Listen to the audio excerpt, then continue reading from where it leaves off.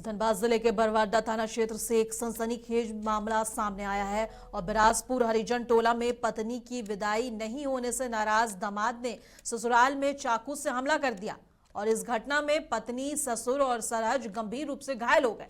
आरोप है कि पहले से घरेलू हिंसा के चलते ससुराल पक्ष ने विदाई से इनकार कर दिया। घटना के बाद ग्रामीणों ने आरोपी को पकड़ लिया और सूचना पर पहुंची पुलिस ने सभी घायलों को अस्पताल में भेजा और मामले की जांच जारी है। मेरे ये ननद है, मैं उसकी भाभी हूँ और मेरे ननद के साथ बहुत दिन से झगड़ा होता था और अभी लगातार 2 दिन से उसके साथ झगड़ा होता था। तो फोन की कि पापा आइए हमको लेके चलिए, अगर अकेले जाएंगे तो सासू लोग की पति लोग बोले कि बल भाग के चल गई। तो मेरी बड़ी गोतनी, भैंसुर बेटा और मेरा ससुर जी गए उसको लाने के लिए। उसके बाद उन लोग लेके चल आई, 6 बजे शाम को आए। उसके बाद उन लोग अपना अंगना में बैठी थी आगू जोड़ के। फिर आधा घंटा के बाद उसका पति आया और चाकू निकाला और एकदम तीनों को पूरा घायल कर दिया। मेरी बड़ी गोतनी और मेरा ससुर जी और मेरी ननद और भैंसुर को थोड़ा सा लगा है। हम लोग जैसे कल गए तो लाए हम लोग को, ठीक है। उसका बेटी को ले आए, लेके इसके बाद आ गए हम लोग कल आए। इसके बाद जो मतलब कल आया गुस्सा से और पीले था, रोहित ले आया चाकू को मार के। रोहित ने बस 3 लोग घायल हैं। ये मेरा दादाजी है और मेरा मम्मी और फिर फुआ। ये है पाचू दास और धनसरी देवी और सावित्री देवी। गुस्सा में आया था, पीले था, मतलब लेके चला आए थे। नहीं, इसका दामाद है, मतलब बिराजपुर का रहने वाला बरवड्डा। और रांची सिटी पुलिस ने भूमि विवाद में गोलीबारी की घटना में 6 लोगों को गिरफ्तार कर लिया है। बता दें, रांची जिले में शनिवार की देर रात जमीन विवाद को लेकर ताबड़तोड़ फायरिंग हुई। इस फायरिंग में 3 लोगों को गोली लगी है। सभी का इलाज के लिए अस्पताल में भर्ती करवाया गया है। और साथ ही बता दें कि घायलों में एक जमीन कारोबारी विकास सिंह, उसके भाई आकाश सिंह उर्फ मोगली के अलावा दूसरे गुट के रवि नामक युवक शामिल है और ये तीनों खतरे से बाहर है। फिलहाल पुलिस मामले की आगे की कार्यवाही में जुटी हुई है। उसी सूचना के बाद ये भी पता लगाया गया था कि जो इंजर्ड है उनको कहाँ लेकर जाया जा रहा है। तो उसमें पुलिस की मदद से भी और पब्लिक की मदद से भी इंजर्ड को जितना जल्दी हो सके उनको हॉस्पिटल लेके जाया गया था। तो जिसमें एक साइड से इंजर्ड थे आकाश सिंह और विकास सिंह, ये दोनों सगे भाई हैं और इनको इंजरी के बाद सदर हॉस्पिटल लेके जाया गया, जिसके पश्चात इनको रिम्स रेफर कर दिया गया। और उसके बाद ये सूचना प्राप्त हुई कि ऑर्किड हॉस्पिटल में भी एक इंजर्ड व्यक्ति को लेके जाया गया है, जिनका नाम रवि यादव है। अभी तक जो सिचुएशन है उसमें यही है कि ये तीनों व्यक्ति खतरे से बाहर हैं और इनकी जान अभी सुरक्षित है। और डॉक्टर द्वारा भी यही बताया गया है कि ये तीनों व्यक्ति खतरे से बाहर हैं फिलहाल के लिए। इसमें फिर आगे जब त्वरित कार्रवाई करते हुए पीओ विजिट किया गया, उसमें वहाँ से अलग अलग तरह से एविडेंस कलेक्ट किए गए और उसके आधार पर पुलिस ने 6 व्यक्तियों को गिरफ्तार किया है। उसमें जो मुख्य वाहन जो है उसको भी जब्त किया गया है। वाहन पर भी गोली के कुछ निशान मिले हैं। और आगे जो तथ्य सामने आए हैं वो यही तथ्य सामने आया है कि आकाश सिंह और विकास सिंह का विवाद चल रहा था। रवि यादव और उनके जो अन्य साथी उनके साथ जमीन को लेके कुछ 55 लाख या 60 लाख रुपए का कुछ इनका विवाद था। उसी विवाद के क्रम में ही सेम डे दोपहर में इनकी कुछ बहस भी हुई थी सुकुरहाटू में। जामताड़ा जिले के फतेहपुर प्रखंड में रेशम की खेती किसानों की जिंदगी में नई चमक ला रही है। ये खेती सिर्फ देखने में ही सोने जैसी नहीं बल्कि आमदनी के लिहाज से भी बेहद कीमती साबित हो रही है। अनुकूल जलवायु, सही मिट्टी और आधुनिक प्रशिक्षण ने फतेहपुर के तसर रेशम उत्पादन का उभरता केंद्र बना दिया है, जहाँ किसान आत्मनिर्भरता की नई कहानी लिख रहे हैं।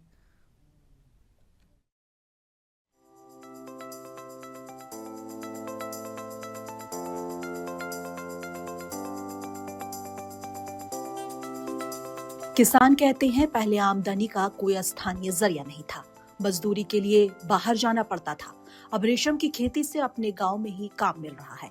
45 दिनों में फसल तैयार हो जाती है और अच्छी कीमत भी मिलती है। नेट और अंडे मुफ्त मिलने से मेहनत कम हुई है और मुनाफा बढ़ा है। प्रशिक्षण सुनील मुर्मू बताते हैं कि किसानों को वैज्ञानिक तरीके से तसर रेशम पालन सिखाया जा रहा है। अंडे से लेकर कोकून तैयार होने तक की पूरी प्रक्रिया आसान है। अर्जुन कहते हैं पेड़ ही चारा होते हैं, इसलिए लागत कम है। सही प्रशिक्षण से किसान कम समय में बेहतर उत्पादन कर पा रहे हैं। सुनील मुर्मू है और मैं बांका बिहार से बिलोंग करता हूँ और मैं इस काम को, हमारे यहाँ एक सोसाइटी है जिसका नाम है वनवासी तस्कर कीट पालक कोऑपरेटिव सोसाइटी, वहीं से हम सीख करके आए और तकरीबन ये 3 साल से मैं खेती कर रहा हूँ इसमें और लगभग सालाना इसमें 1 से 1.5 लाख इनकम कर लेते हैं। और इसका प्रोसेस ये है कि फर्स्ट में अभी हम लोग क्या करते हैं, चौकी गार्डन का तैयार करते हैं, जंगल का चयन करते हैं, किस तरह का जंगल में हम लोग खेती कर सकते हैं, नहीं कर सकते हैं।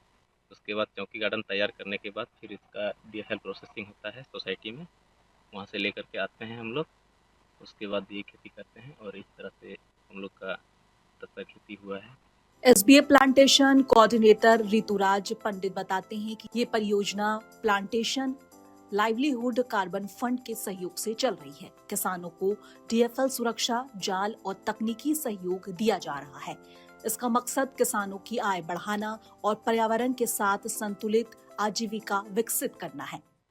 मेरा नाम है ऋतुपति पंडित, SBA plantation coordinator Fatehpur block. और ये प्लांटेशन जो है लाइवलीहुड कार्बन फंड का है।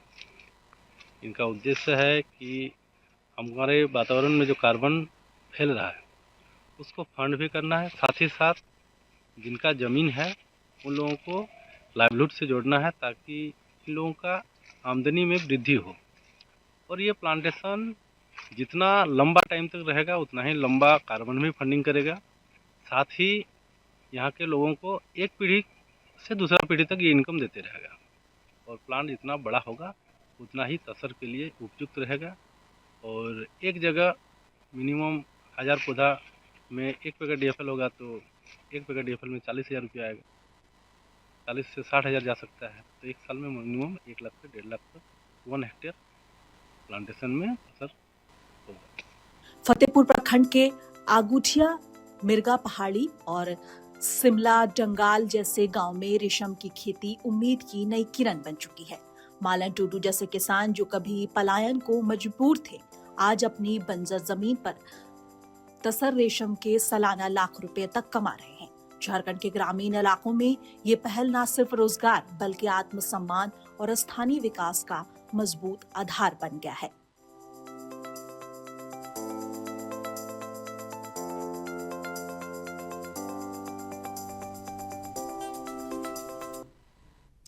झारखंड के लातेहार जिले में महुआटांड थाना क्षेत्र के ओरसा घाटी में हुई भीषण बस दुर्घटना में मृतकों की संख्या बढ़कर 10 हो गई है। इस दर्दनाक हादसे में 5 लोगों के मौके पर ही मौत हो गई थी, जबकि गंभीर रूप से घायल 5 अन्य लोगों ने अस्पताल में इलाज के दौरान दम तोड़ दिया।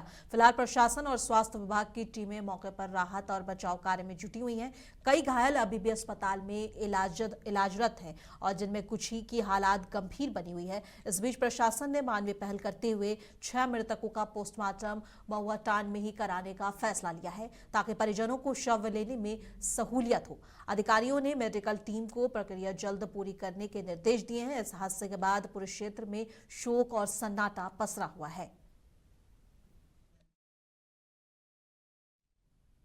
लोहरदगा सदर प्रखंड के मानहो चौक पर शहीद शेख भिखारी आयोजन समिति हिरही मानहो की ओर से शहीद शेख भिखारी का शहादत दिवस और मेला कार्यक्रम अदब और एहतराम के साथ आयोजित किया गया।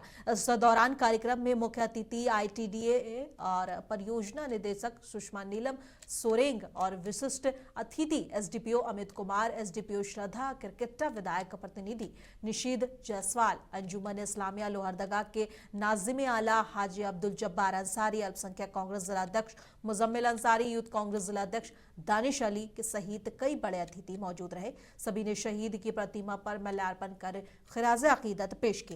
इसके बाद मेले में बड़ी संख्या में गरीब, असहाय और बुजुर्गों के बीच कंबल बांटा गया, इंसानियत का पैगाम दिया गया। इस मौके पर विधायक निशीद जायसवाल ने शहीद शेख भिखारी को याद करते हुए उनके योगदान को याद किया। साथ ही लोहरदगा अंजुमन के नाजिम आला हाजी अब्दुल जब्बार ने भी शहीद शेख भिखारी को याद करते हुए खराज अकीदत पेश की। उन्होंने आगे कहा कि शहीद शेख भिखारी के बताए रास्ते पर चलना ही सच्ची श्रद्धांजलि है। और उन्होंने आगे कहा कि शहीद शेख भिखारी की शान में हर साल ऐतिहासिक कार्यक्रम आयोजित कर उनके बताए गए मार्ग पर चलने और लोहरदगा जिले के विकास में सहभागी बनने का कार्य आगे भी किया जाएगा।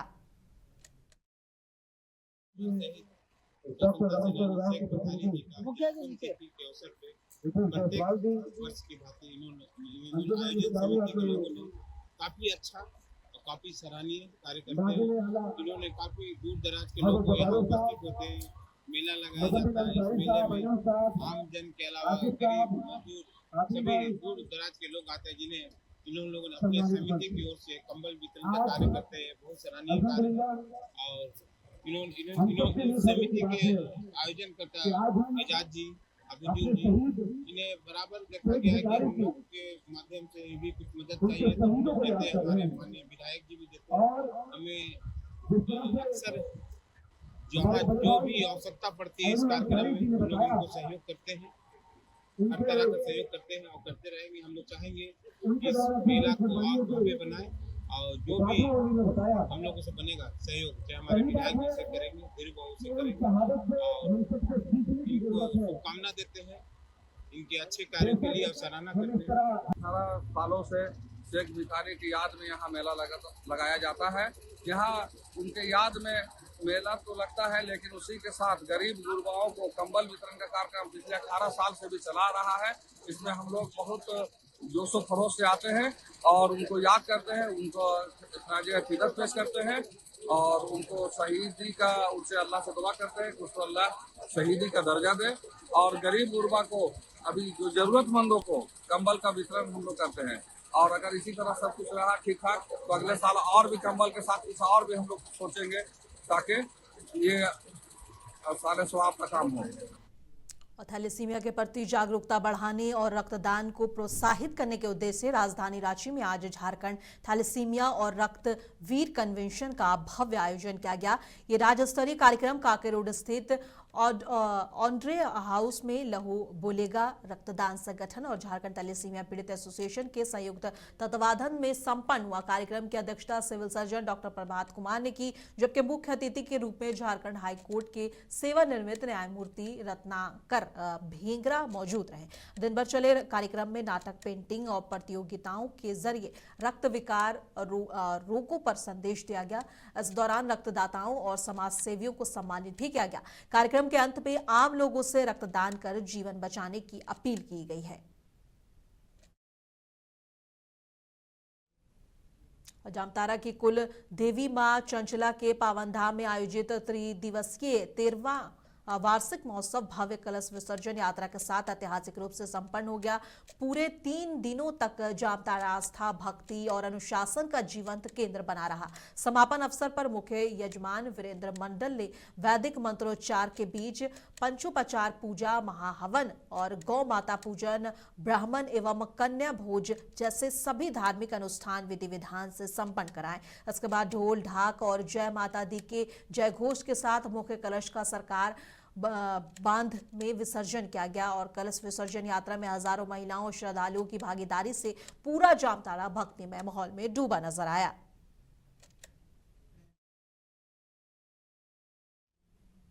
और डुमरी के पुतरी गढ़ा नाला के समय पर झारखंड मूल निवासी परिसंघ की ओर से बैठक और वन भोज कार्यक्रम का आयोजन किया गया। इस बैठक में अनुसूचित जाति और अनुसूचित जनजाति समाज की बड़ी संख्या में लोग शामिल हुए। कार्यक्रम के दौरान समाज के उत्थान, आपसी एकजुटता और संगठन को मजबूत करने पर विस्तार से चर्चा की गई। वक्ताओं ने कहा है कि समाज के बच्चों को उच्च शिक्षा से जोड़कर बेहद आगे बढ़ाना जरूरी है ताकि वे देश के विकास और अहम जिम्मेदारियों में अपनी भागीदारी बढ़ा सकें।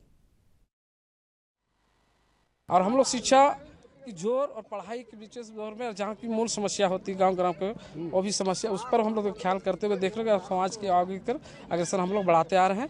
और हमारा समाज का उद्देश्य है को गरीब पिछड़ा वंचित ना रहे। किसी के मूल समस्या, किसी प्रकार के कोई घटना हो, समस्या हो तो हमारे समाज संगठन में मिलजुल कर उसका सहयोग मदद करते हैं और उसके आगे बढ़ाते कर दुख दर्द में सहभागिता बनते हैं। ये मेरा उद्देश्य है और ये मेरा कार्यक्रम और पूरा ये समाज का और ये हम लोग बेले तरह के जो आज कार्यक्रम कर रहे हैं उसी का उपदेश है। तार SC ST OBC समाज की लड़ाई लड़ता है और पूरे देश में हम लोग कार्यक्रम करते हैं। पिछले 28 को हम लोगों ने दिल्ली के कॉन्स्टिट्यूशन क्लब में किया था। उसी कड़ी में आज जो है झारखंड के यहाँ गिरिडीह के डुमरी में हमारे नेता सरजू जी और भुवनेश्वर जी के नेतृत्व में और तमाम साथियों के नेतृत्व और डुमरी के पारसनाथ रेलवे स्टेशन पर गिरिडीह लोकसभा के सांसद चंद्र प्रकाश चौधरी ने अमृत भारत ट्रेन को हरी झंडी दिखाकर रवाना किया। ये साप्ताहिक ट्रेन हावड़ा से आनंद विहार तक चलेगी, जिसमें स्लीपर और जनरल कोच की सुविधा उपलब्ध है, जिसमें आम यात्रियों को काफी सहूलियत मिलेगी। सांसद चंद्र प्रकाश चौधरी स्वयं गोमो स्टेशन से